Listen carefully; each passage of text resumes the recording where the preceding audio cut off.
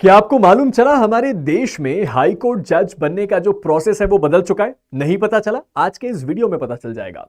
Hello learners, welcome to Unacademy. मेरा नाम प्रांजल सिंह है और आज मैं आपको एक इतनी इंपॉर्टेंट अपडेट देने वाला हूं जो ना केवल आपकी नॉलेज को एनहांस करेगी बल्कि आपको एक बड़ी ही नई चीज को विटनेस कराएगी जो हमारे देश की जुडिशरी में अभी अभी रिसेंटली हुई और किसी को पता भी नहीं चला।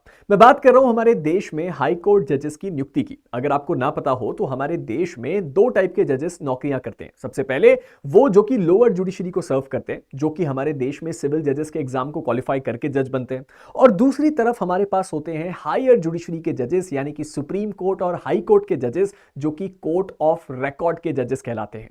यहां पे जो सिलेक्शन प्रोसेस है वो बहुत ही ज्यादा मुश्किल है, हाईली कॉम्पिटिटिव है, और उससे भी ज्यादा इंपॉर्टेंट बात, यहां पे जो जजेस की प्रोफाइल है वो अनमैचेबल होती है। मेरे पीछे आप जो चेहरा देख रहे हैं, एक तरफ जस्टिस विवेक अग्रवाल और दूसरी तरफ जस्टिस मलिमत, काफी फेमस चेहरे हैं जो कि हाई कोर्ट जजेस थे और अभी प्रेजेंटली हाई कोर्ट जज हैं भी। अब हम आज जिस बारे में बात करने वाले हैं उसमें इसी चीज को हम फोकस करने वाले हैं कि कैसे हाई कोर्ट जजेस को बनाने का जो प्रोसेस है वो थोड़ा सा चेंज कर दिया गया है, और ये चेंज छोटा मोटा नहीं, बहुत बड़ा चेंज है। और ये चेंज और किसी ने भी नहीं बल्कि हमारे देश के चीफ जस्टिस यानी कि चीफ जस्टिस बी.आर. गवई ने लिया है, और इसी चीज के बारे में आज हम कवर करने वाले हैं। एक छोटा सा बैकग्राउंड दे दूं, अगर आपको हमारे देश में एक हाई कोर्ट जज बनना है तो सबसे पहले हाई कोर्ट की जो कलीजियम है वो स्टेट गवर्नमेंट के रिकमेंडेशन के बाद कुछ नाम सुप्रीम कोर्ट की कलीजियम को भेजती है। सुप्रीम कोर्ट की कलीजियम मतलब सुप्रीम कोर्ट के 5 जजेस इंक्लूडिंग चीफ जस्टिस, और ये लोग इस बात को तय करते हैं कि किनका नाम सुटेबल है किसी हाई कोर्ट में जज बनाने के लिए, और उसके बाद ये नाम फॉरवर्ड किए जाते हैं गवर्नमेंट को। गवर्नमेंट इन नामों के ऊपर मोहर लगा के ये बोल देती है कि इन लोगों को जज बनाने के लिए हम तैयार हैं, और फाइनली हमारे देश के राष्ट्रपति हाई कोर्ट के जज को नियुक्त करते हैं। लेकिन अब इस प्रोसेस में एक छोटा सा चेंज है। चेंज क्या है, चलिए देखते हैं।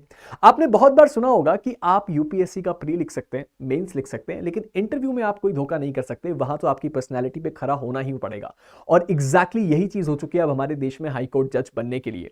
एक्चुअल में सुप्रीम कोर्ट का जो कलीजियम है उसने इंटरव्यूज को कंडक्ट करवाना शुरू कर दिया है, और जिसको आप काफी ज्यादा strict form of selection process कह सकते हैं, क्योंकि आमतौर पे ये इंटरव्यूज कभी कंडक्ट नहीं होते थे। लेकिन अब आपने लास्ट 2 दिन से देखा कि हमारे देश में हाई कोर्ट जजेस के जितने भी कैंडिडेट्स हैं, सुप्रीम कोर्ट की कलीजियम खुद, जहां पे chief justice of India B R. Gavai, justice Suryakant और जस्टिस विक्रम नाथ, यानी कि कलीजियम के टॉप 3 जजेस पर्सनल इंटरव्यू कंडक्ट कर रहे हैं कैंडिडेट्स के साथ, और उनसे सवाल जवाब कर रहे हैं। और ये इंटरव्यू कोई फॉर्मेलिटी नहीं बल्कि 30 मिनट लंबे इंटरव्यूज हैं, जहां पे उन कैंडिडेट से कुछ सवाल पूछे जा रहे हैं, उनकी पर्सनालिटी को चेक किया जा रहा है, और ये देखा जा रहा है कि एक्चुअल में ये एक सूटेबल कैंडिडेट है या नहीं।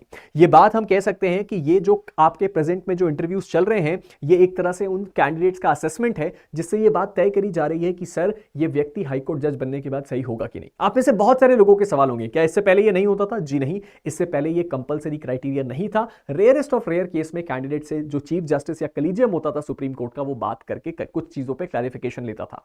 इसके बारे में हम आगे और अच्छे से समझेंगे। दूसरा, आप में से बहुत सारे लोगों का डाउट ये होगा कि सर आप हमें ये बताइए कि सर यहां पे ये जो असेसमेंट किया जा रहा है, क्या ये सारे कैंडिडेट के लिए किया जा रहा है? जी हां, सारे कैंडिडेट्स के लिए किया जा रहा है। चलिए इस चीज को थोड़ा डिटेल में समझने की कोशिश करते हैं। ये इंटरव्यूज कोई छोटी मोटी बात इसलिए नहीं है क्योंकि ये एक बहुत ही लंबा इंटरव्यू है, तकरीबन 30 मिनट का इंटरव्यू पर कैंडिडेट। और अभी आप कैंडिडेट का नंबर सुनेंगे तो आपको और भी ज्यादा प्रॉब्लम होगी।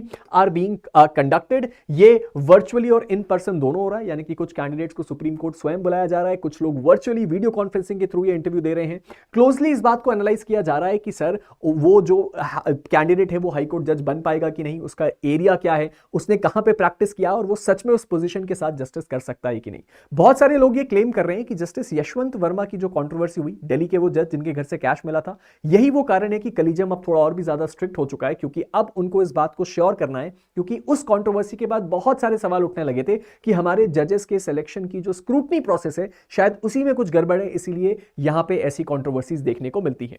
उसके साथ ही साथ ये भी बात ध्यान रखिएगा कि अगर आप हाईकोर्ट में जज बनना चाहते हैं तो 2 तरीकों से हाईकोर्ट में जज बनते हैं। पहला, जो ऑलरेडी डिस्ट्रिक्ट जुडिशरी में सर्व कर रहे हैं उनको एलिवेट करके हाईकोर्ट पहुंचाया जाता है, और ऑलरेडी हाईकोर्ट में सर्विंग सीनियर एडवोकेट्स या जो बड़े एडवोकेट्स होते हैं उनको हम क्या करते हैं, हाईकोर्ट जज की नियुक्ति देते हैं। अब इस सिचुएशन में ये दोनों के दोनों कैंडिडेट यानी कि सर्विंग जजेस और एडवोकेट्स दोनों का पर्सनल इंटरव्यू कंडक्ट करवाया जा रहा है। इससे पहले सिस्टम क्या था, स्टेट गवर्नमेंट के द्वारा जो रिकमेंडेशन आया है वो सुप्रीम कोर्ट जजेस क्या करते थे, रेफर करते थे। हाई कोर्ट के साथ कुछ कंफ्यूजन होगा, डिस्कस कर लेते थे। और आपको अगर ना पता हो तो मैं ये बता दूं, हाई कोर्ट के जजेस की नियुक्ति से पहले इन्वेस्टिगेशन ब्यूरो भी बैकग्राउंड चेक करती है कि वो व्यक्ति सच में इस लायक है या नहीं।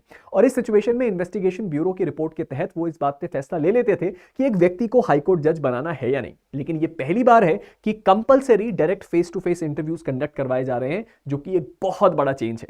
अब यहां पे एक बड़ा इंपॉर्टेंट सवाल ये उठता है कि सर ये काम हुआ कब, हमें तो पता नहीं चला। सर ये पहली बार हुआ जुलाई 1 2025, 2 दिन पहले, और आज जुलाई 2 को भी ये काम किया गया। उसके साथ ही साथ इस बात को भी ध्यान रखिएगा कि ये जो इंटरव्यूज हैं ये सुप्रीम कोर्ट के समर वेकेशन के दौरान चल रहे हैं। अब यहां से कई सारे सवाल और निकल के आते हैं। सबसे पहला सवाल जो हमें और आपको पूछना और सोचना चाहिए कि सुप्रीम कोर्ट ने अगर इस चीज को अपनी एक ड्यू हैबिट बनाया तो ये कंटिन्यू कब तक कर पाएंगे, क्योंकि सुप्रीम कोर्ट एक ऐसी कोर्ट है जहां ऑलरेडी पेंडेंसी ऑफ केसेस बहुत ज्यादा है। और जैसा कि आपने देखा कि सुप्रीम कोर्ट के 3 सबसे सीनियर जजेस ये इंटरव्यू कंडक्ट कर रहे हैं, इसका मतलब प्रॉब्लम हो सकती है। क्यों? क्योंकि पेंडेंसी ऑफ केसेस कॉम्प्रोमाइज होगी। अगर आपके मन में भी ये डाउट है तो उसका जवाब यह है कि सुप्रीम कोर्ट ये काम अपने समर वेकेशन में कर रही है। अब समर वेकेशन खत्म होने के बाद सुप्रीम कोर्ट इस प्रैक्टिस को कंटिन्यू करती है या नहीं, ये हमें और आपको इंतजार करके देखना पड़ेगा। लेकिन फिलहाल अपनी इंफॉर्मेशन को अपडेट कर लीजिए, क्योंकि शायद आपके अपकमिंग एग्जाम में आपसे कोई पूछ ले कि आपके देश में हाईकोर्ट जजेस कैसे बनते हैं। अब आप प्राउडली ये भी कह सकते हैं कि जजेस केवल कलीजियम सिस्टम के रिकमेंडेशन से नहीं, एक इंटरव्यू को क्वालिफाई करने के बाद भी बनते हैं। और इस बात को भी ध्यान रखिएगा कि जस्टिस BR गवई जो हैं वो बहुत सारे चेंजेस लेके आ रहे हैं सुप्रीम कोर्ट में, जो हम खुद विटनेस कर रहे हैं। कुछ दिन पहले हमने वीडियो बनाया था कि सुप्रीम कोर्ट की बिल्डिंग से कुछ एयर कंडीशनिंग डक्ट्स और उसके अंदर जो पूरा का पूरा एयर कंडीशनिंग हुआ था उस सिस्टम को बदल दिया गया था। सुप्रीम कोर्ट की वेबसाइट से वो लोगो जो कि 75th एनिवर्सरी में लाया गया था उसको बदल दिया गया और पुराना लोगो ले आया गया। और इससे कुछ दिन पहले चीफ जस्टिस गवई ने बोला था कि यह शायद सही समय है कि सुप्रीम कोर्ट को उसके ओरिजिनल फॉर्म में लेके आया जाए। तो ऐसे बहुत सारे चेंजेस हैं जो हमें धीरे धीरे देखने को मिल रहे हैं। अब हमें आगे ये देखना है कि ये प्रोसेस कितना आगे तक चलता है और उसकी फिजिबिलिटी कितनी है, इसकी प्रैक्टिकलिटी कितनी है। इसके साथ ही साथ एक और बात जो आपको नोटिस करनी चाहिए वो है ये, हमारे देश में इस वक्त टोटल 371 हाई कोर्ट जजेस की वैकेंसीज हैं, जो कि टोटल 25 हाई कोर्ट में है। अब यहां पे एक सबसे इंपॉर्टेंट सवाल ये उठता है कि अगर सुप्रीम कोर्ट ने इस प्रोसेस को कंप्लाई किया है तो ये कितना लंबा कंटिन्यू किया जा सकता है और अपकमिंग जो चीफ जस्टिस हैं वो इसके लिए किस हद तक अलाइन होते हैं।